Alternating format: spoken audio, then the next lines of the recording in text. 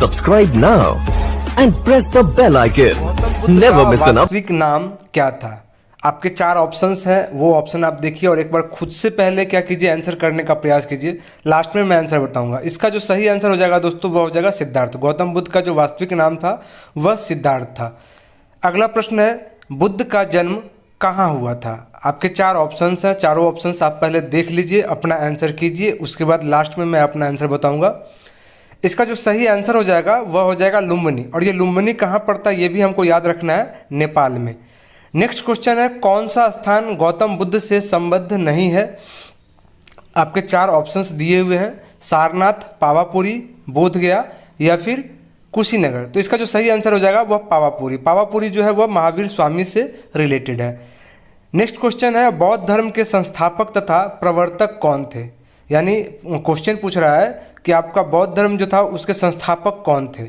तो इसका जो सही आंसर हो जाएगा वह हो जाएगा गौतम बुद्ध। गौतम बुद्ध जो थे वो बौद्ध धर्म के संस्थापक थे और प्रवर्तक थे। अगला प्रश्न है, गौतम बुद्ध का जन्म कब हुआ था? तो गौतम बुद्ध का जो जन्म था, चार ऑप्शंस आपका दिया हुआ है, आप पहले खुद का आंसर ले लीजिए। गौतम बुद्ध का जो जन्म हुआ था वह हुआ था 563 ईसा पूर्व। तो इसका सही आंसर हो जाएगा 563 ईसा पूर्व। अगला प्रश्न है, गौतम बुद्ध का जन्म कहाँ हुआ था? अभी मैंने बताया है लुम्बिनी में, लेकिन ये लुम्बिनी कहाँ पर है ये भी याद रखना है। कभी कभी बीपीएससी क्वेश्चन को घुमा फिरा के पूछता है, तो ये याद रखेंगे हम लोग, नेपाल में। गौतम बुद्ध का जन्म नेपाल में हुआ था, नेपाल के लुम्बिनी में। अगला प्रश्न है, एशिया का ज्योतिपुंज किसे कहा जाता है? इस क्वेश्चन को कई बार पूछा गया है और इसको घुमा फिरा कर पूछा जाता है। कभी पूछा जाएगा एशिया का रोशनी किसे कहा जाता है, कभी ज्योतिपुंज किसे कहा जाता है। हमेशा याद रखेंगे इसका सही आंसर जो होगा वह होगा गौतम बुद्ध। गौतम बुद्ध को एशिया का ज्योतिपुंज या रोशनी कहा जाता है। गौतम बुद्ध की माता का नाम क्या था? तो चार ऑप्शंस है, इसमें आपको कंफ्यूज नहीं करना है, क्योंकि महावीर स्वामी से मिलता जुलता गौतम बुद्ध का होता है, इसलिए हमेशा ध्यान रखेंगे। इनकी माँ का नाम था महामाया। गौतम बुद्ध की माता का नाम जो था वह महामाया था। गौतम बुद्ध के पुत्र का नाम क्या था? चार ऑप्शंस आपके दिए हुए हैं। पहला ऑप्शन है राहुल, दूसरा ऑप्शन है गौतम, तीसरा ऑप्शन है सिद्धार्थ या फिर चौथा ऑप्शन है अशोक। इसका जो सही आंसर है वह हो जाएगा राहुल। राहुल गौतम बुद्ध के पुत्र का नाम था। अगले प्रश्न की ओर हम लोग चलते हैं। अगला प्रश्न है, गौतम बुद्ध के पत्नी का नाम क्या था? तो इनकी जो पत्नी का नाम था, इनकी जो पत्नी थी, चार ऑप्शंस दिया हुआ है, यशोधरा, यशोदा, राधा या फिर त्रिशला। तो इसका जो सही आंसर हो जाएगा वह हो जाएगा यशोधरा। यानी गौतम बुद्ध के पत्नी का नाम जो है यशोधरा था। अगला प्रश्न है, बुद्ध का अर्थ क्या होता है? बहुत ही वीवीआई प्रश्न है, कई बार एग्जाम में आ चुका है। सारे के सारे प्रश्न जो आपके वीवीआई हैं, बहुत ही एग्जाम पॉइंट ऑफ व्यू से महत्वपूर्ण है। इसका जो सही आंसर हो जाएगा वह हो जाएगा ज्ञान। यानी बुद्ध का जो अर्थ है वह ज्ञान होता है। अगला प्रश्न है, गौतम बुद्ध को ज्ञान की प्राप्ति कहाँ हुई थी? बहुत ही वीवीआई प्रश्न है, कई बार एग्जाम में पूछे जा चुके हैं। इसका जो सही आंसर हो जाएगा ज्ञान की प्राप्ति को लेके, वो हमेशा याद रखना है बोधगया। बोधगया में जो है गौतम बुद्ध को ज्ञान की प्राप्ति हुई थी। अगला प्रश्न है, महात्मा बुद्ध को किस वृक्ष के नीचे ज्ञान प्राप्त हुआ था? बार बार बीपीएससी में आया हुआ प्रश्न है। ऑप्शन है पीपल का वृक्ष, सागवान का वृक्ष, नीम का वृक्ष या फिर बरगद का वृक्ष। इसका जो सही आंसर हो जाएगा वह हो जाएगा पीपल का वृक्ष। यानी महात्मा बुद्ध को पीपल के वृक्ष के नीचे जो है ज्ञान की प्राप्ति हुई थी। गौतम बुद्ध को किस नदी के किनारे ज्ञान की प्राप्ति हुई थी? ऐसा भी प्रश्न देखने को मिलता है बार बार। तो चार ऑप्शन यहाँ पे आपको दिए हुए हैं, फल्गु नदी, महानंदा नदी, सोन नदी या फिर गंगा नदी। तो इसका सही आंसर हो जाएगा फल्गु नदी। और फल्गु नदी को ही हम लोग निरंजना नदी भी कहते हैं। ऑप्शन में कभी कभी निरंजना नदी भी रहता है, तो आप उसको भी याद रखेंगे। गौतम बुद्ध के प्रिय घोड़ा का क्या नाम था?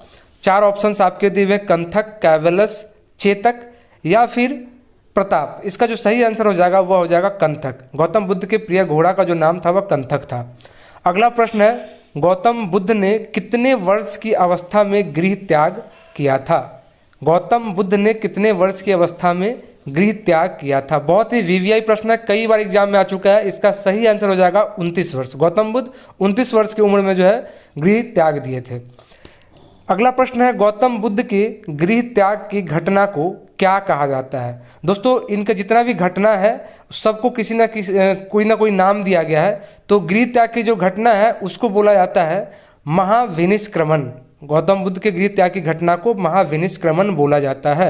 अगला प्रश्न है, महात्मा बुद्ध के शरीर त्याग को बौद्ध ग्रंथों में क्या कहा जाता है?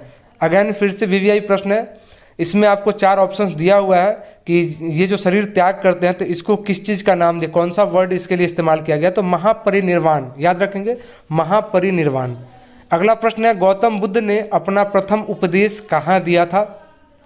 4 ऑप्शंस आपके दिए हुए हैं, पहले आप अपना आंसर चूज कीजिए ताकि आपको पता चल सके कि आपने कितनी पढ़ाई की है। इसका जो सही आंसर है वह हो जाएगा सारनाथ। गौतम बुद्ध ने अपना प्रथम उपदेश जो है वह सारनाथ में दिया था। अगला प्रश्न है उपदेश देने की घटना को क्या कहा जाता है। फिर से वही क्वेश्चन, बार बार ऐसा क्वेश्चन पूछा जाता है।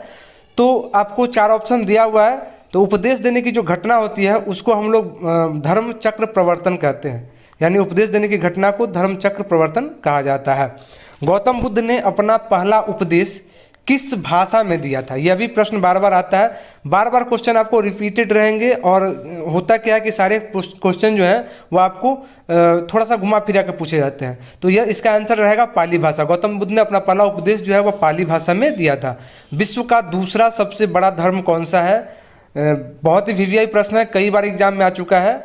आपके BPSC exam point of view से भी, शिक्षक के एग्जाम पॉइंट ऑफ व्यू से भी काफ़ी इंपॉर्टेंट है। इसका सही आंसर हो जाएगा बौद्ध धर्म। बौद्ध धर्म जो है विश्व का दूसरा सबसे बड़ा धर्म है। अगला प्रश्न है विश्व में सर्वाधिक बौद्ध धर्म की जनसंख्या वाला देश कौन सा है। 4 ऑप्शंस आपके दिए हुए हैं, बांग्लादेश, जापान, चीन या फिर लास्ट ऑप्शन है अमेरिका। इसका जो सही आंसर हो जाएगा वह हो जाएगा चीन। चीन जो है विश्व में सर्वाधिक बौद्ध धर्म की जनसंख्या वाला देश है। नेक्स्ट क्वेश्चन है नालंदा तथा विक्रमशिला विश्वविद्यालय किस धर्म के शिक्षा के प्रधान केंद्र थे। तो नालंदा तथा विक्रमशिला विश्वविद्यालय जो है वो बौद्ध धर्म के शिक्षा के प्रधान केंद्र थे, हमेशा याद रखेंगे। इसका सही आंसर हो जाएगा बौद्ध धर्म। अब हम लोग नेक्स्ट क्वेश्चन की तरफ चलते हैं। अगला प्रश्न है बौद्ध धर्म का मुख्य ग्रंथ कौन सा है। तो इसका जो सही आंसर हो जाएगा बौद्ध धर्म का मुख्य ग्रंथ जो था वह था, 4 ऑप्शंस दिया हुआ है, इसका सही आंसर हो जाएगा त्रिपिटक। त्रिपिटक जो है बौद्ध धर्म का मुख्य ग्रंथ माना जाता है। अगला प्रश्न है इनमें से कहाँ बौद्ध धर्म के महत्वपूर्ण तीर्थ स्थल हैं। 4 ऑप्शंस आपके दिए हुए हैं, दीक्षा भूमि, वृंदावन, ऑप्शन नंबर सी है ऋषिकेश या फिर ऑप्शन नंबर डी कर्मभूमि। इसका जो सही आंसर हो जाएगा वह हो जाएगा दीक्षा भूमि। दीक्षा भूमि जो है बौद्ध धर्म के महत्वपूर्ण तीर्थस्थल में से एक है। निम्नलिखित में से अशोक के किस अभिलेख में बौद्ध ग्रंथों का उल्लेख किया गया है। 4 ऑप्शंस आपको दिया हुआ गया है इसमें। तो अशोक के जिस अभिलेख में बौद्ध ग्रंथ का उल्लेख किया गया है उसका नाम है भाब्रू। इसका सही आंसर हो जाएगा ऑप्शन नंबर बी भाब्रू। अगला प्रश्न है निम्न में से कौन सा तत्व धम्म में वर्णित नहीं था। 4 ऑप्शंस आपके दिए हुए हैं, माता पिता का आज्ञा पालन, दान पुण्य या फिर भातृभाव या संघ के प्रति आस्था। तो इसका जो सही आंसर हो जाएगा वह हो जाएगा संघ के प्रति आस्था। यही जो है वह यह तत्व धम्म में निर्वर्णित नहीं था। महर्षि गौतम का संबंध किस भारतीय दर्शन से है। 4 ऑप्शंस आपके दिए हुए हैं, पहले आप खुद से अपने आंसर को टिक करने का प्रयास करें, लास्ट में मैं आपको इसका आंसर बताऊंगा। इसका सही आंसर जो हो जाएगा वह हो जाएगा न्याय। महर्षि गौतम का संबंध जो है न्याय भारतीय दर्शन से था। अगला प्रश्न है प्रथम बौद्ध परिषद कहाँ आयोजित हुई थी। बहुत ही वीवीआई प्रश्न है। तो प्रथम बौद्ध परिषद जो है वह आयोजित कहाँ हुई थी। 4 ऑप्शंस आपको दिया गया है। इसका जो सही आंसर हो जाएगा दोस्तों वह हो जाएगा राजगृह या राजगीर। राजगृह को ही राजगीर बोला जाता है। नेक्स्ट क्वेश्चन है गौतम बुद्ध की मृत्यु के तत्काल बाद किस बौद्ध परिषद को आयोजित किया गया था। 4 ऑप्शंस आपके दिए हुए हैं। चारों ऑप्शंस में जो सही ऑप्शन होगा एक, उस ऑप्शन के बारे में मैं बताऊंगा। इसका जो सही आंसर हो जाएगा वह हो जाएगा पहली। गौतम बुद्ध की मृत्यु के तत्काल बाद जो है पहली बौद्ध परिषद आयोजित हुई थी। सांची में स्थित बौद्ध स्मारकों का निर्माण किसने किया था। सांची में स्थित बौद्ध स्मारकों का निर्माण किसने किया था। 4 ऑप्शंस आपको दिया हुआ है, मुगल राजवंश, गुप्त राजवंश, चोल राजवंश या फिर मौर्य राजवंश। इसका सही आंसर हो जाएगा मौर्य राजवंश। मौर्य राजवंश ने सांची में स्थित बौद्ध स्मारकों का निर्माण करवाया था। स्तूप का संबंध किस धर्म से संबंधित है। 4 ऑप्शन है, जैन धर्म, ईसाई धर्म, बौद्ध धर्म या फिर ब्राह्मण धर्म। तो इसका सही आंसर हो जाएगा वह हो जाएगा बौद्ध धर्म। स्तूप जो है वह बौद्ध धर्म से संबंधित है। नेक्स्ट क्वेश्चन है सांची का स्तूप का निर्माण किसने किया था। तो दोस्तों हमेशा याद रखें, काफ़ी वीवीआई प्रश्न है, कई बार आ चुका है, आपके एग्जाम पॉइंट ऑफ व्यू से भी काफ़ी इंपॉर्टेंट है। तो इसका निर्माण जो है वह अशोक ने करवाया था। अशोक ने ही सांची का स्तूप का निर्माण करवाया था। नेक्स्ट क्वेश्चन है अजंता और एलोरा की गुफाएं भारत के किस राज्य में स्थित है। बहुत ही वीवीआई प्रश्न है, कई बार आपके एग्जाम में रिपीट हो चुके हैं। तो अजंता और एलोरा की जो गुफाएं हैं वह महाराष्ट्र में स्थित है, ये हमेशा याद रखेंगे। अजंता और एलोरा की गुफाएं कहाँ स्थित है? महाराष्ट्र में। नेक्स्ट क्वेश्चन है, सारनाथ स्तंभ का चक्र निम्न में से किसे इंगित करता है? 4 ऑप्शंस आपके दिए हुए हैं, कानून, प्रगति, ऑप्शन सी क्रांति या फिर ऑप्शन डी धर्म। तो इसका सही आंसर हो जाएगा, वह हो जाएगा प्रगति। सारनाथ स्तंभ का चक्र जो है वह प्रगति को इंगित करता है। अगला प्रश्न है, घमेक स्तूप निम्नलिखित में से किस स्थान पर स्थित है? 4 ऑप्शंस आपके दिए हुए हैं, एक ऑप्शन आपको उसमें चूज करना है, आप अपना आंसर सोच के रखिए। इसका सही आंसर जो हो जाएगा वह हो जाएगा सारनाथ। घमेक स्तूप जो है वह सारनाथ में स्थित है। अगला प्रश्न है, द्वितीय बौद्ध संगीति का आयोजन कहाँ हुआ था? 4 ऑप्शंस आपको दिया हुआ है। पहला बौद्ध संगति जो है राजगीर में हुआ था, यह पहले ही क्लियर है। दूसरा का जो आयोजन था वह हुआ था वैशाली में। तो पहला राजगीर में और दूसरा बौद्ध संगति जो है वह वैशाली में, याद रखेंगे। तृतीय बौद्ध संगति का आयोजन कहाँ हुआ था?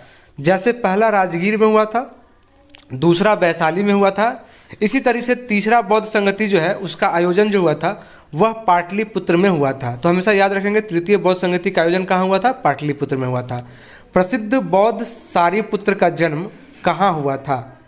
प्रश्न पूछ रहा है आपका कि प्रसिद्ध बौद्ध सारिपुत्र जो थे उनका जन्म कहाँ हुआ था? 4 ऑप्शन दिया हुआ है, इसका जो सही आंसर है वह हो जाएगा नालंदा में। सारे के सारे प्रश्न जो है वह कई बार एग्जाम में पूछे जा चुके हैं और आपके एग्जाम पॉइंट ऑफ व्यू से काफ़ी इंपॉर्टेंट है, इसलिए सारे प्रश्नों को रट जाइए। गौतम बुद्ध को कहाँ ज्ञान प्राप्त हुआ था? बहुत ही वीवीआई प्रश्न और बहुत ही हल्का प्रश्न है। तो गौतम बुद्ध को जो ज्ञान की प्राप्ति हुई थी वह हुई थी बोधगया में। गौतम बुद्ध को बोधगया में ज्ञान की प्राप्ति हुई थी। अगला प्रश्न है, गौतम बुद्ध को कहाँ कौंडिन्य और 5 ब्राह्मण मिले थे? तो कौंडिन्य और 5 ब्राह्मण गौतम बुद्ध को मिले थे, लेकिन किस जगह मिले थे ये आपको याद रखना है। तो ये मिले थे उरुवेला में, और ये उरुवेला कहाँ पे है? बोधगया में है। ये भी याद रखेंगे, उरुवेला कहाँ पे है? बोधगया में। बोधगया के महाबोधि मंदिर की स्थापना कब हुई थी?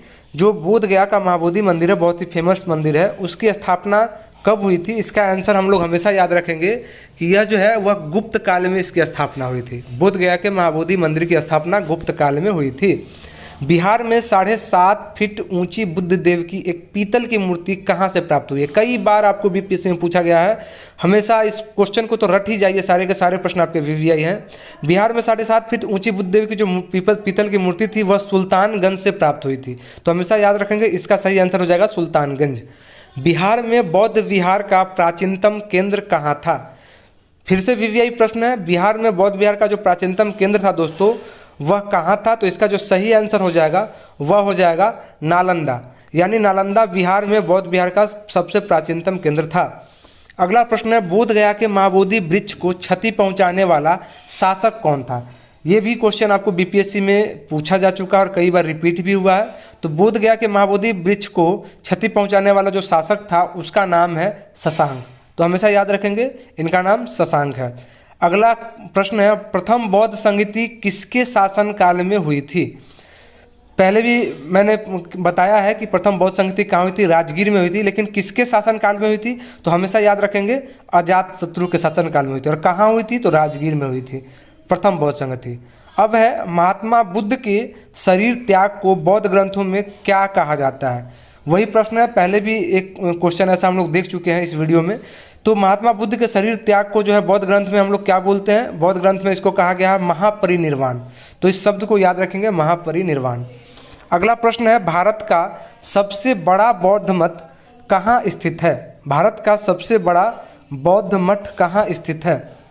4 ऑप्शन आपके दिए हुए हैं, पटना, काशी, सिक्किम और गया। तो हमेशा याद रखेंगे, इसका सही आंसर हो जाएगा सिक्किम। सिक्किम में जो है वह भारत का सबसे बड़ा बौद्ध मठ जो है वह स्थित है। गौतम बुद्ध की मृत्यु कहाँ हुई थी? तो इसका जो सही आंसर हो जाएगा, गौतम बुद्ध की जो मृत्यु थी वह हुई थी लुम्बिनी में जन्म हुआ था और मृत्यु जो हुई थी वह कुशीनगर में हुई थी। तो इसका सही आंसर हो जाएगा कुशीनगर। हमेशा ध्यान में रखेंगे, गौतम बुद्ध की मृत्यु जो है वह कुशीनगर में हुई थी और जन्म कहाँ हुआ था? तो लुम्बिनी।